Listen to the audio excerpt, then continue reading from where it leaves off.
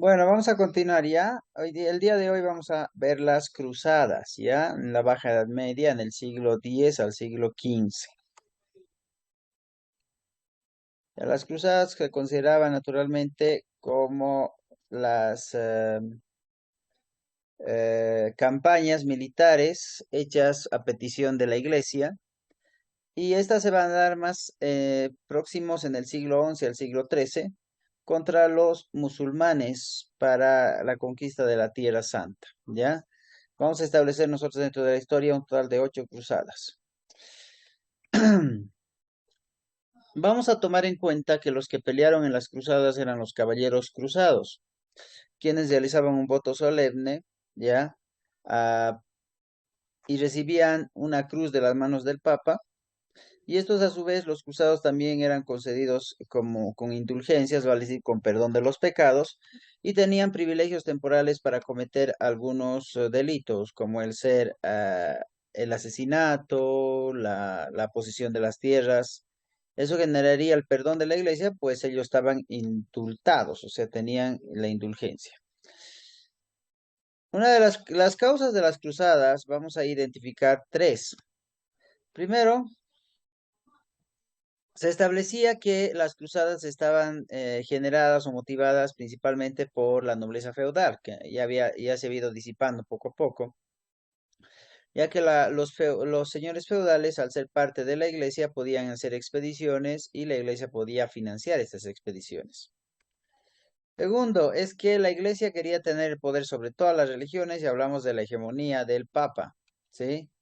Y en algún momento determinaba lo que vendría a ser la única, o quería ser la única religión que se instauraba en ese tiempo. Y finalmente, estas cruzadas, más en un principio, para ir a enfrentamientos, fueron solamente expediciones, donde se les brindaba un voto solemne a los soldados y asimismo para que se pueda liberar a lugares que ya se habían establecido por la Iglesia Católica de la dominación del islamismo. Cuando hablamos del islamismo, hablamos de una religión monoteísta porque creen en un solo Dios. Esta va a surgir en el siglo VII después de Cristo en la península arábiga, y a partir de la enseñanza de Mahoma, quien era el profeta de los musulmanes, el creador de la religión islamista, se establecía principalmente un libro sagrado que era el Corán. El Corán establece una sumisión a la voluntad o a la ley de Dios. Porque la persona que profesa y practica el islamismo es un musulmán, que nada vez significa el que se somete a Dios. Bueno, la iglesia musulmana establecía principalmente los siguientes principios. El primer principio destacaba que había un solo Dios y este es el nombre Alá. Y Mahoma sería su único profeta. Mahoma sería el reemplazo de Jesucristo, el Hijo de Dios que vino a la tierra para hacer la bienaventuranza de su palabra, al igual que se establecía principalmente el proceso religioso. La oración o salat, que se realizaba 3 veces al día, el ayuno durante el mes de Ramadán, que era el mes en que el islamista empezaba a desarrollar un proceso de aprendizaje de su fe, la limosna o azogue, que se quedaban todos los partidarios de esa religión. La peregrinación a la Meca se hacía una sola vez en la vida, ¿ya? Cuando se empezaba a asumir la edad adulta, supuestamente. En la época de la Edad Media, su edad adulta era de 18 años. Y la Guerra Santa o Yihad contra los infieles, aquellos que no pertenecían a la religión islamista. Ok, vamos a ver un poco acerca de la expansión del Islam. El Islam se va a expandir durante los siglos 7 y 8 a través de la conversión y la conquista militar. Muy bien. Ok, Jairo, continuamos el segundo párrafo.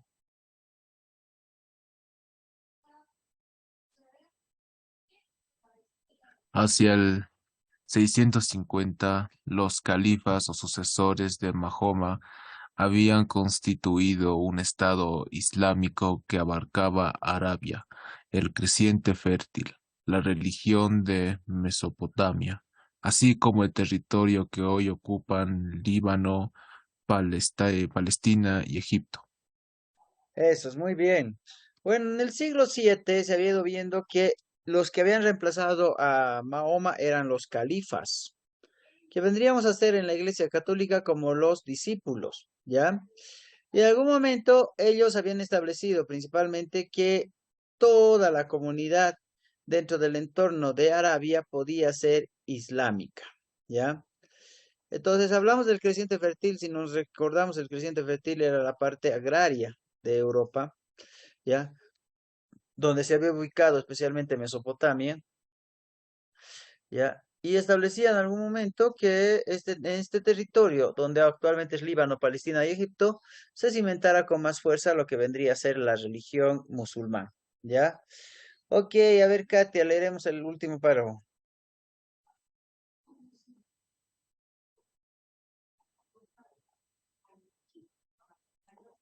A principios del siglo VIII, el Islam se extendía desde las regiones periféricas de China y la India, por el este hasta el norte de África y casi toda la península de Ibérica, por el oeste amenazando el poder de la Iglesia.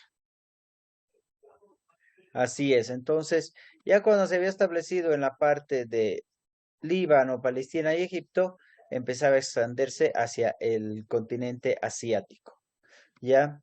Y entonces aquí es donde se extendía desde lo que era la parte de China, la India, luego hasta llegar al norte de África. Y en toda la península ibérica se había establecido principalmente el dominio del islamismo. Entonces casi toda la península había ocupado el entorno del poder de esta iglesia. Bueno, vamos a ver ahora las cruzadas y cuáles fueron estas. Durante el proceso histórico tenemos un total de 8 cruzadas. Vamos a ver la primera cruzada que fue el año 1096 al año 1099. Cuando hablamos de 1096 a 1099, ¿qué siglo es?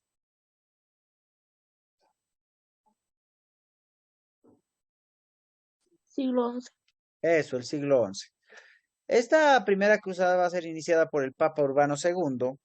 Aquí va a reunir 5 ejércitos de la nobleza que obviamente van a proceder de los siguientes lugares: Francia, sur de Italia y de las regiones Lorena, Borgoña y Flandes, ¿ya?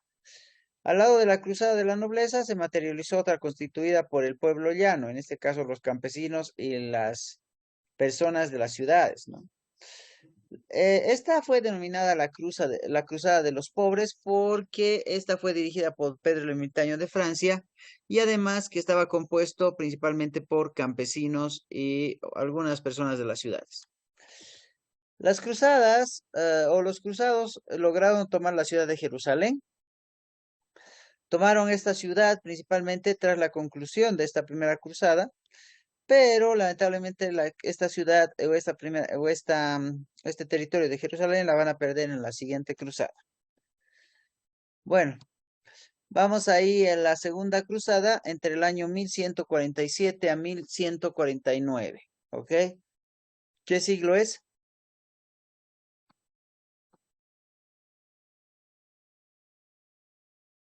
¿Qué siglo es?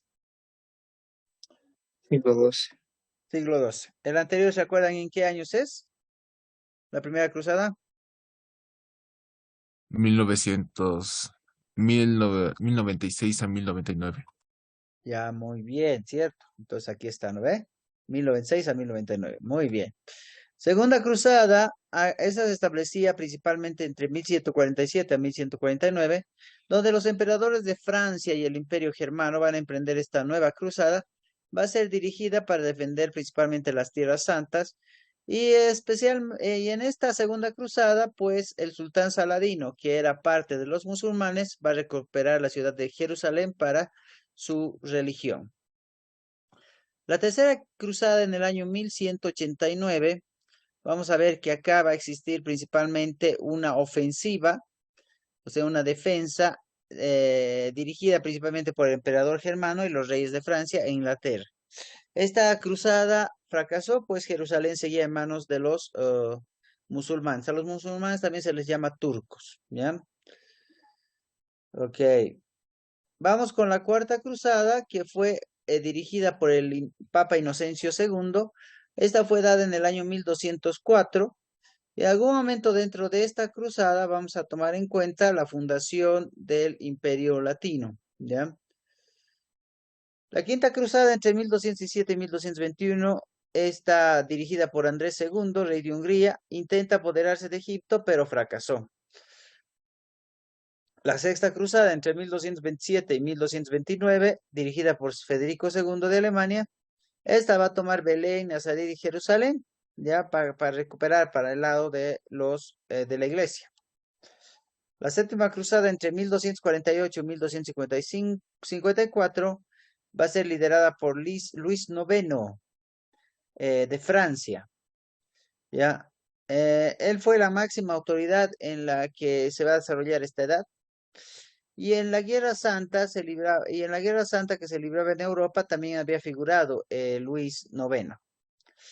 La Séptima Cruzada nos habla de la decadencia del sistema beligerante cristiano contra los musulmanes. Y finalmente tenemos la Octava Cruzada en el año 1270 en Túnez. Fue la cruzada en que obviamente los soldados de la iglesia no pudieron vencer a los musulmanes y pues en algún momento se van a identificar necesariamente como perdedores. El año 1270.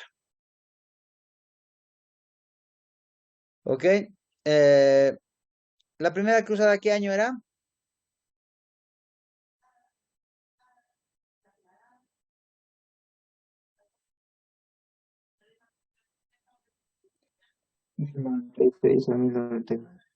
Eso, la segunda. 1147 a 1149. Eso, y aquí vamos con la tercera. 1189. Muy bien, y tenemos aquí la cuarta, ya en el año 1204. Y así, el año 1204, ¿qué siglo es?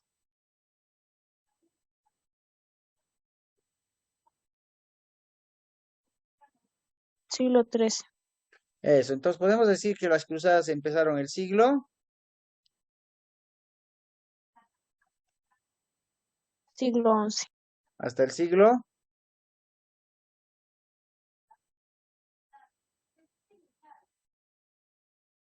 ¿hasta qué siglo fue?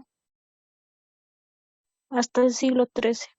Eso, entonces desde el año 1096 hasta el año 1270, ¿ya? Entonces siglo 11, 12 y 13, ¿ya? Muy bien, entre las consecuencias de las cruzadas vamos a tener estas religiosas, políticas, económicas y sociales. Vamos con las consecuencias religiosas. A ver, Cristian.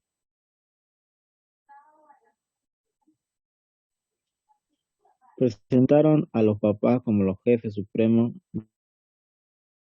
no contuvieron el impulso conquistador del Islam. Así es. Entonces los papas se volverían en jefes supremos, ¿ya? Y especialmente destacaría dentro del mundo cristiano, ¿ya?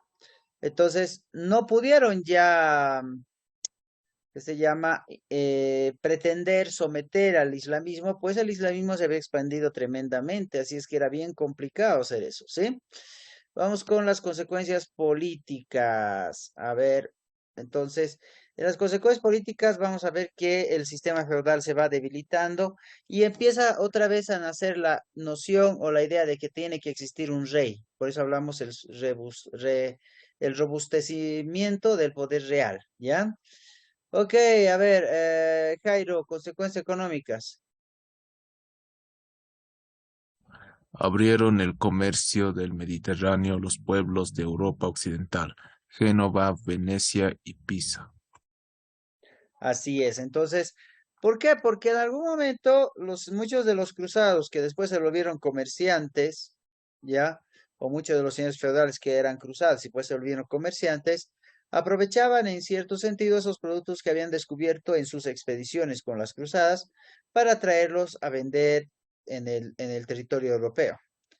Trajeron productos de Génova, de Venecia, de Pisa, para establecer principalmente lo que vendría a ser el proceso en el desarrollo en que un cruzado se veía no tan ignorante, ¿sí?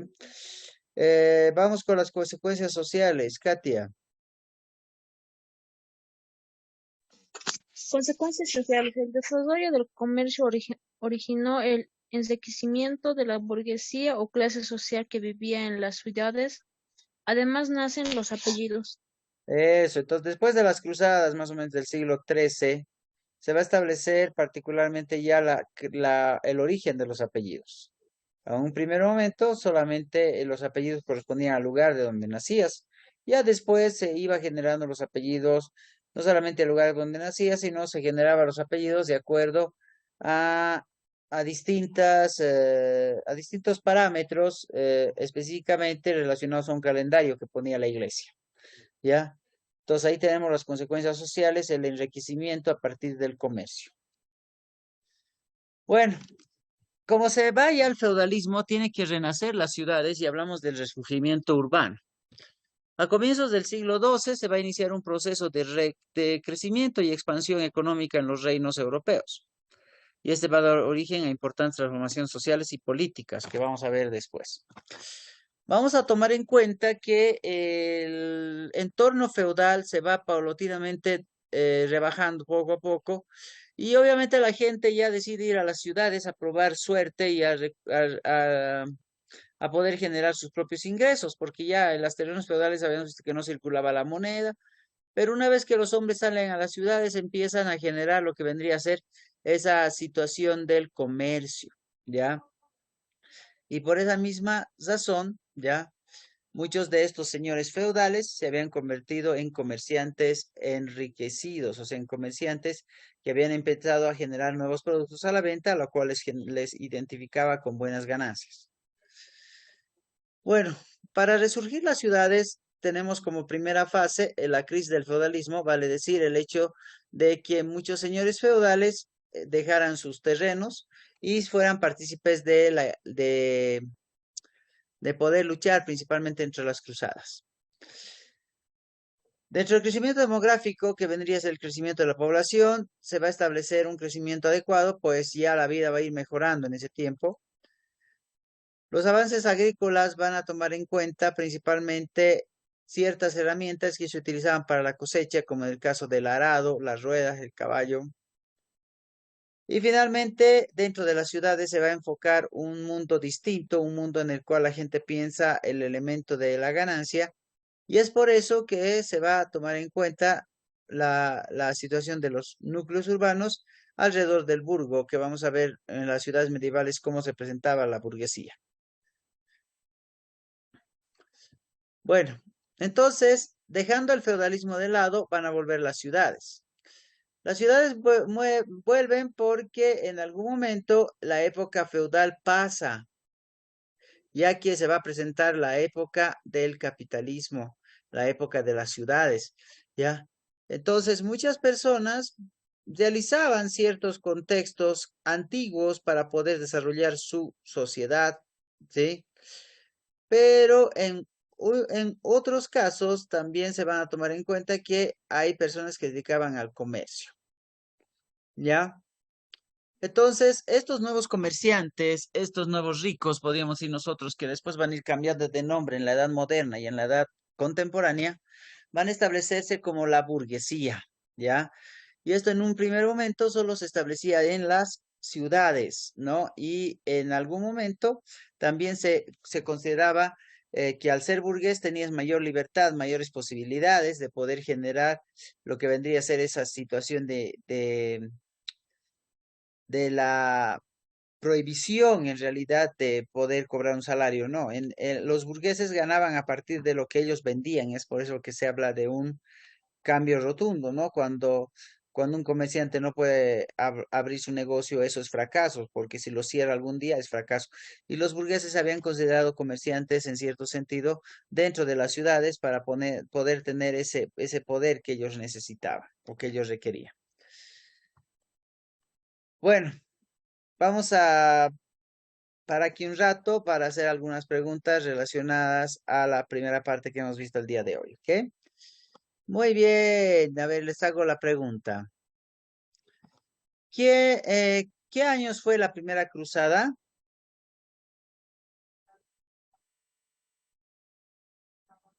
1096 a 1099.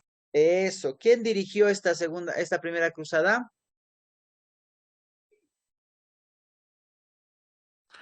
El Papa Urbano II. Ya, a iniciativa de ese papa se dio la primera cruzada y él inicia esta primera cruzada, ¿no? Luego la segunda cruzada, ¿de cuándo a cuándo es?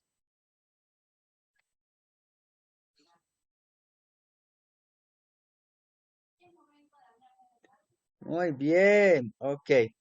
Entonces, vamos a establecer nosotros ya la segunda cruzada eh, entre 1147 y 1149, ¿verdad?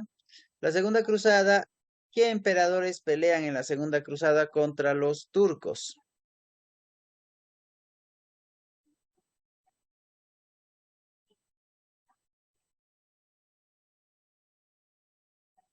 A ver, ¿qué emperadores dirigieron? A ver. De Francia y del Imperio Germánico. Muy bien. La tercera cruzada fue el año. 1189. Así es, ¿no? Y esta cruzada también va a ser dirigida por los mismos, ¿no? El emperador germano y los reyes de Francia. ¿Ya? ¿Cuál de las cruzadas la iglesia recupera, o sea, la iglesia se apodera de Jerusalén y en cuál cruzada pierde la ciudad de Jerusalén con los turcos?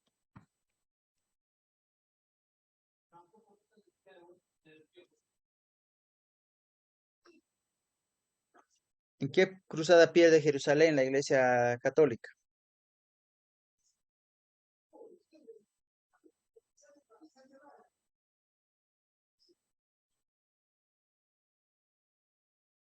En la primera cruzada, ¿ya?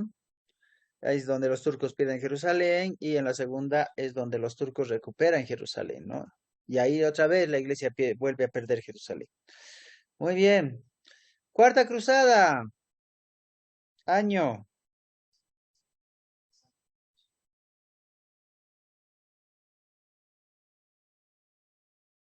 1204.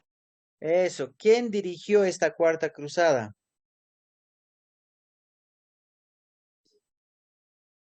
El Papa Inocencio II. Muy bien. Quinta cruzada. Años. 1217 a 1221. Eso. ¿Quién dirigió esta cruzada? Andrés II.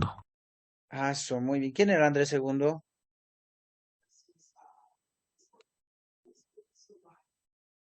Rey de Hungría. Así es. Sexta cruzada.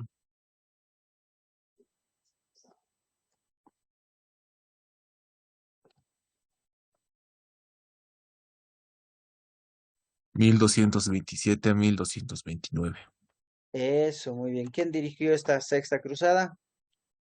Federico II. ¿De dónde era? De Alemania. Eso. Séptima cruzada.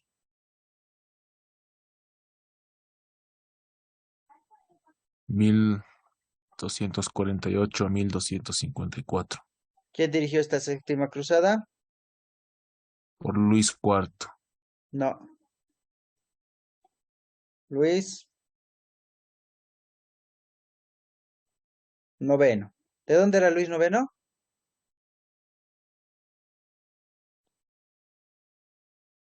De Francia. Muy bien. Y la última cruzada dirigida también por Luis noveno de Francia va a ser en el año.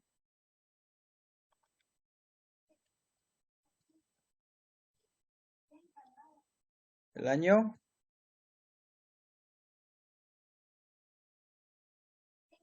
1270. ¿Ya? ¿Ok?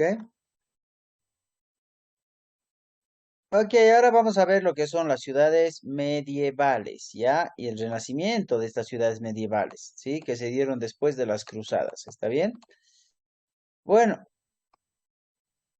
la organización territorial de estas ciudades estaba constituida principalmente por los siguientes elementos.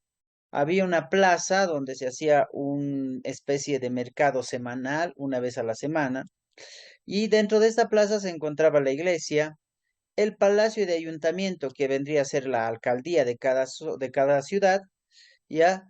y las casas de los principales gremios, que eran grupos que pertenecían a la parte artesanal, y de los patricios. O sea, si ustedes recuerdan, vamos a nosotros identificar que los patricios, antes llamados burgueses, se establecían principalmente como la clase alta de las ciudades medievales. Entonces esta área urbana era pues reducida porque las calles eran estrechas y las casas angostas y de varios pisos, ¿no? Y aquí vivían muchas comunidades. Vamos a ver nosotros dentro de este enfoque lo que era una ciudad medieval. La ciudad medieval tenía una iglesia, una plaza central donde se realizaba las ferias una vez a la semana, el ayuntamiento, que era el edificio de la municipalidad, y teníamos nosotros acá en la primera cuadra teníamos a la clase alta, en la segunda cuadra teníamos a la clase media y en los bordes teníamos a la clase baja, ¿ya? Y también va a haber la estratificación de clases como se veía en la época medieval, digo, en la época feudal, también se va a ver en las ciudades medievales, ¿ya? La diferencia, claro, de una ciudad medieval va a ser que obviamente no va a haber el esclavismo de por medio, o como se consideraba en la época feudal, el vasallaje. Las ciudades van a estar cubiertas por muros, ¿ya? Pero no van a tener un lago, un río ni nada al costado, porque obviamente no hablamos de un territorio privado, sino es algo que pertenecía ya a un rey. Y en este caso, cuando hablamos del retorno de los reyes, identificaba obviamente el rey dueño de un determinado lugar. Bueno, ¿cómo se organizaba la política en este tiempo? Cuando hablamos de las ciudades, obviamente la vida en la ciudad era distinta a la del campo, ¿ya? Y aquí se empezaba a organizar de la siguiente forma. El gobierno de la ciudad va a estar a cargo de un consejo municipal que los miembros van a ser elegidos por las guildas y los gremios. Vamos a ver más adelante qué son guildas y qué son gremios, ¿ya? Ahí nos dejamos pendiente con eso para que se recuerde. El consejo estaba presidido o a la cabeza de un alcalde. El gobierno municipal es el que cuidaba la defensa de la ciudad, la seguridad pública, cobraba los impuestos, administraba la plata, nombraba a los jueces, administraba las escuelas, los hospitales y fijaba la política económica. O sea que el gobierno municipal manejaba el orden legislativo, ejecutivo y judicial dentro del entorno de una ciudad. Ok, dentro de estas ciudades vivían los comerciantes y los artesanos, y ya les había dicho que se acuerden del término guildas, ¿no? Gremios es fácil manejar, pero guildas es un poquito complejo. Las guildas eran el conjunto de comerciantes, quienes lo conformaban eran los burgueses o también llamados ya en ese tiempo los patricios. Y bueno, los gremios era el conjunto de artesanos, ¿ya? Los artesanos se organizaban en gremios, pues había gremios de joyeros, armeros, zapateros y otras áreas, ¿ya? Para poder ejercer un determinado valor dentro del entorno de ser artesano, tenías que pertenecer a un gremio, porque el gremio fijaba los precios que el artesano podía poner para poder vender su producto. Y si no pertenecías a un gremio, pues el gremio iba en contra del propio artesano, así es que los artesanos obligados a pertenecer a los gremios. ¿Y quiénes son los que establecían esa normativa? Pues las guildas, que eran comerciantes, superior a los gremios. Por otro lado, vamos a tomar en cuenta también que empezó a aparecer un elemento nuevo en la sociedad europea. El habitante de la ciudad, o también denominado burgo, el de la clase alta, el burgués, va a considerarse como noble, ¿ya? Y entonces, en algún momento, va a tener más poder dentro del entorno de decisión, que es lo que le costó al burgués poder tener ese lugar, la parte económica. Dentro de la ciudad, como decíamos hace rato, no había esclavos, simplemente todos eran vecinos libres, no había alguien que trabajaba para otro de manera gratuita como en la época feudal. Y en este contexto, estas ciudades, a diferencia de la época feudal, como vemos acá, sí tenían las puertas abiertas para que la gente ingrese y vea cómo es la ciudad, sea partícipe de las ferias y demás. Entonces aquí vamos a ver nosotros a partir de los artesanos, los gremios y las ferias. La unión de artesanos que trabajan en el mismo oficio da origen a los gremios. Los gremios eran asociaciones de personas dedicadas a la parte artesanal, ¿ya? para principalmente establecer el interés de la comunidad. Dentro de las ferias, lugares donde los mercaderes, o también tú podías decir aquellos que ya realizaban el producto para vender, se reunían para hacer el trueque, o sea, el intercambio de productos con otros comerciantes de otras ciudades.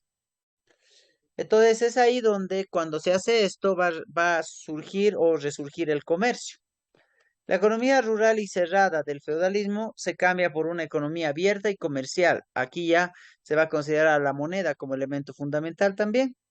Entonces la ciudad se va a convertir en un centro comercial, en un centro que recibe cosas de afuera, por eso se habla del sentido internacional, ¿ya? Y enfocados necesariamente al proceso de producción. Las cruzadas dinamizaron lo que era esta actividad comercial porque muchos de los señores cruzados, al volverse ya comerciantes, trajeron productos de otras ciudades para poder ubicarlas en sus ciudades y poder venderlas.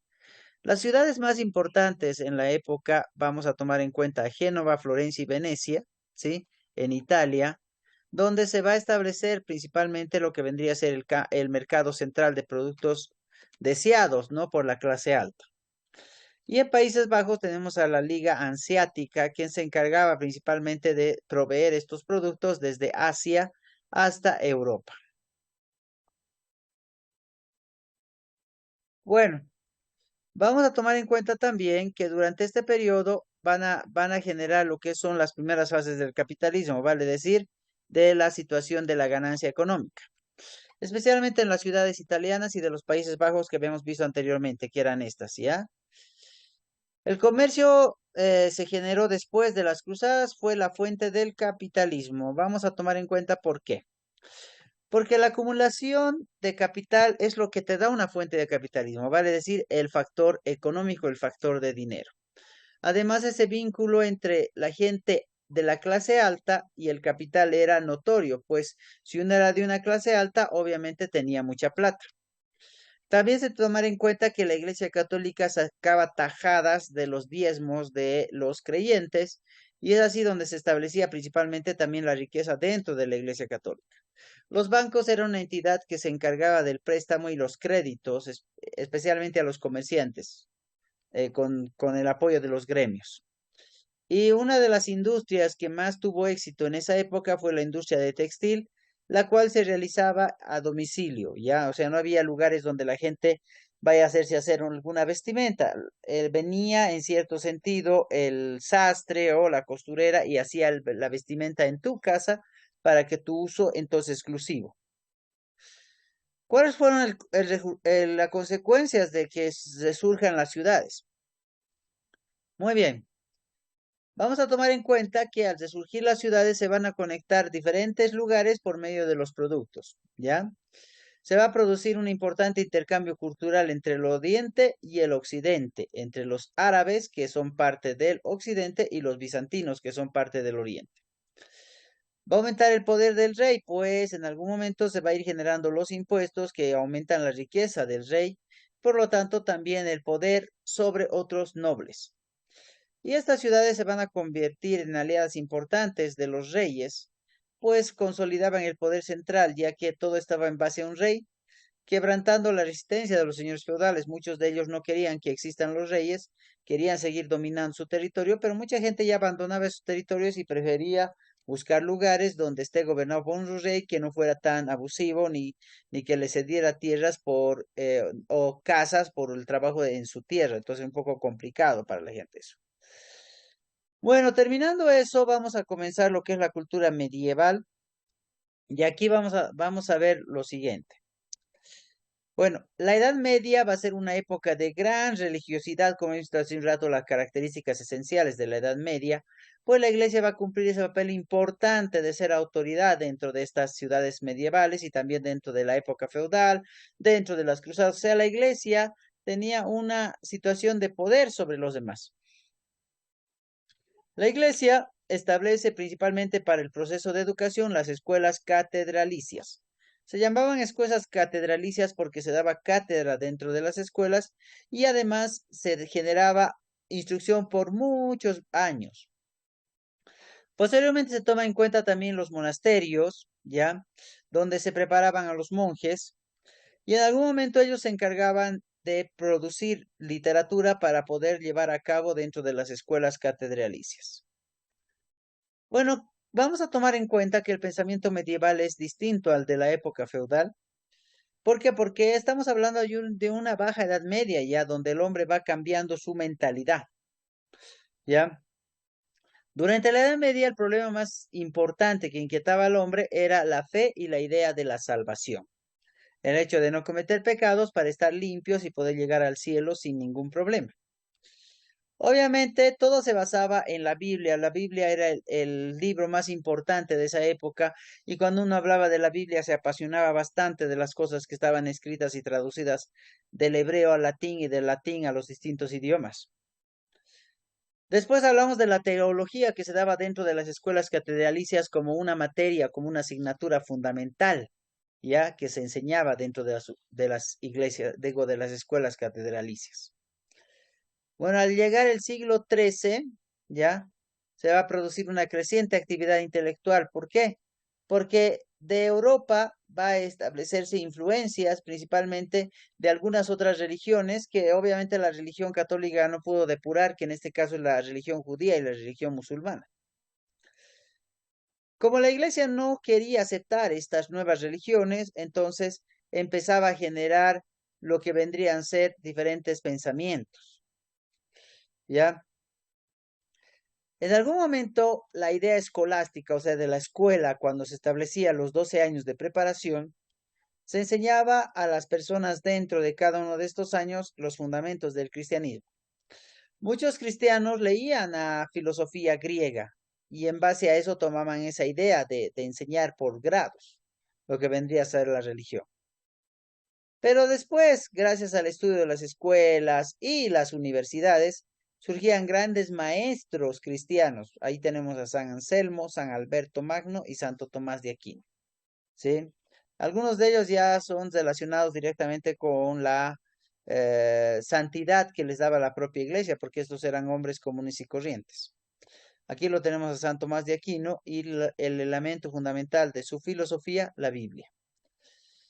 Luego vamos a ver que durante esta edad, durante la Edad Media, se va a transformar también lo que es la lengua y van a ser la lengua latina, que va a concluir principalmente en el latín vulgar, el que era el idioma más hablado por el pueblo. Bueno, en el latín vulgar van a nacer otras lenguas como ser el castellano, francés, italiano, portugués o rumano, ¿ya?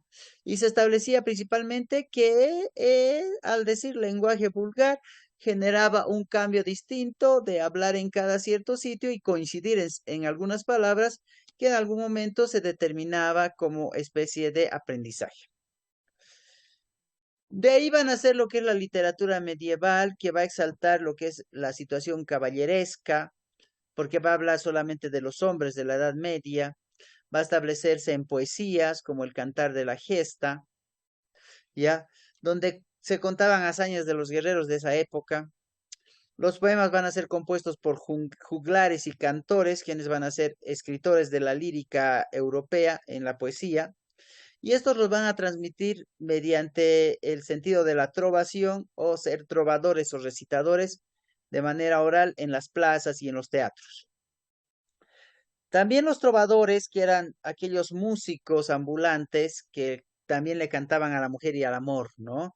Que no solamente utilizaban la poesía hablada, sino también le ponían música.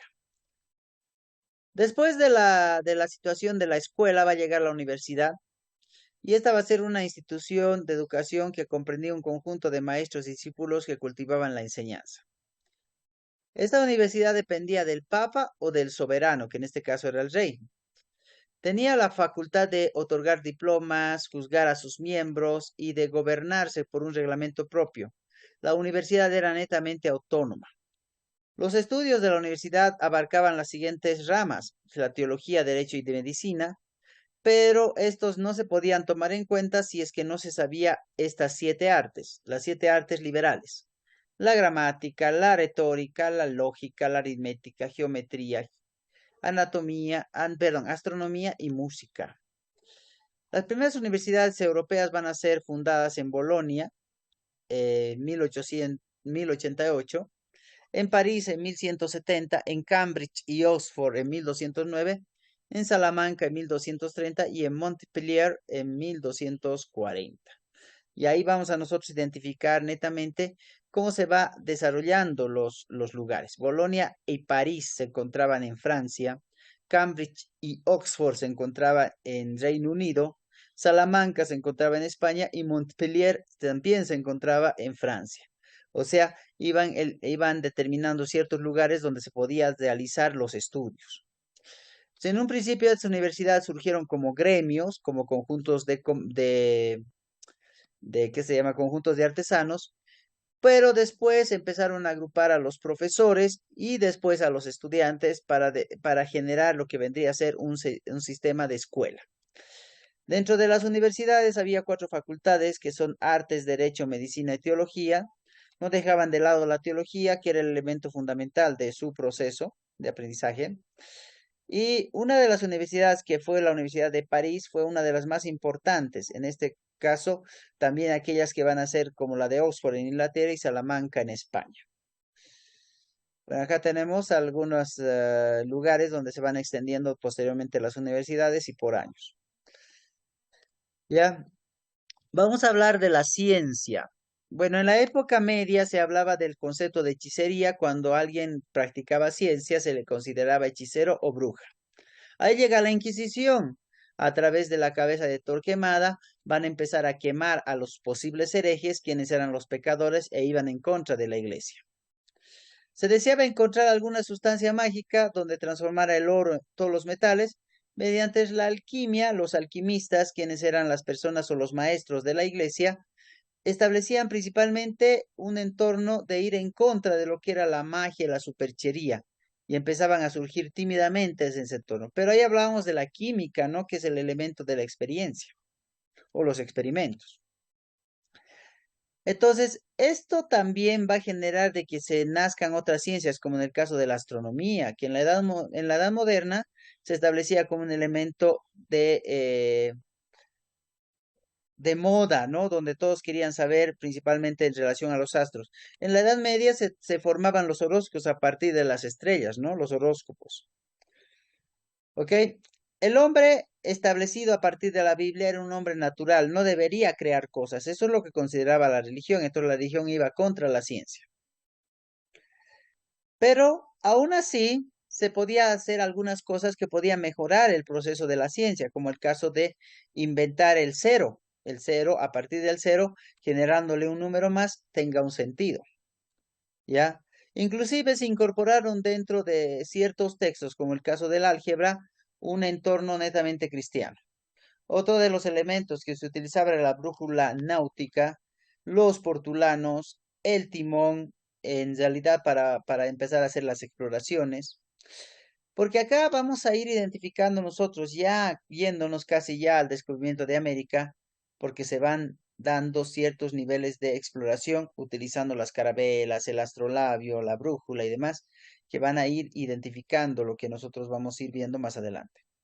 Y también se hacía la disección de cadáveres, vale decir, se empezaba a saber por qué había muerto cierta persona y en cierto sentido cuál había sido la causa de su fallecimiento. Bueno, aquí tenemos algunos elementos, por ejemplo, tenemos acá la Inquisición, ¿no? Tortura a los herejes, ¿sí? Tenemos las expediciones que hizo Marco Polo, tenemos también en algún momento los textos que no tienen que ver nada con la Biblia, sino con otro tipo de literatura. Bueno, después va a identificarse el arte medieval. Tenemos dos estilos artísticos en la época media, que es el románico y el gótico. El románico predominaba hasta el siglo XII, especialmente rural del campo, va a ser reemplazado por el gótico, ¿ya? Que va a ser un poquito más desarrollado en las ciudades. El románico es un estilo sobrio y austero, como podemos ver acá. Este es el estilo románico. Y el estilo gótico es un estilo mucho más llamativo, más elegante. Tenía los vitrales, tenía además las torres, ¿no? Y en algún momento se establecía este contexto. ¿Ya? El ser gótico fue fundamentalmente un arte urbano caracterizado por la construcción de grandes catedrales, donde se va a distinguir principalmente la verticalidad, la luminosidad por los grandes ventanales con hermosos cristales llamados comúnmente vitraux. Aquí nosotros podemos ver los vitraux. Aquí tenemos vitraux, el arte gótico. Aquí hay una iglesia. En La Paz hay una iglesia parecida a esta que se llama La Recoleta, ¿ya? Que se encuentra en la calle Ildefonso de las Muñecas. Y tenemos aquí el estilo románico, que es un poquito mm, menos iluminado, pues las ventanas son más pequeñas. De eso se va a caracterizar el estilo románico del estilo gótico. Primero fue el estilo románico y luego en su evolución tenemos el estilo gótico, ¿ya? ¿Ok? Muy bien.